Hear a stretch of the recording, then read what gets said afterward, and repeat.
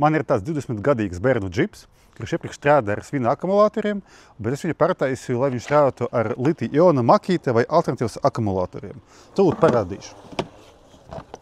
Principā es vienkārši atgriezu vecu vadu un pieliku klāt no AliExpressa parastu adapteri pie vadiem. Un tagad mašīna strādā uz makītes akumulatoriem un vēl pie tām spriegums ir bišķi lielāks un viņi teoretiski var braukt vēl ātrāk. Tagad klāt es viņu pielieku signālu un gaismas. Šeit ir poga un priekšā var redz, ka tagad viņi ir ieslēgti un izslēgti. Vēl es uzlieku GPS spidometru un audio sistēmu ar skaļrunim. Tagad plānoju viņu pārtaisīt vēl tālāk. Uz doto brīdi tur vienkārši ir slēdzis pedāli un viņa vai brauc vai nebrauc, priekšā vai atpakaļ. Es gribu pārtaisīt tā, lai pedāli jo vairāk tu nospiedi, jo ātrāk viņa brauc. Tāpēc es ielikšu tur Arduino kontroleri un speciāli arī motoru kontrolerus, un to arī parādīšu nākamais video.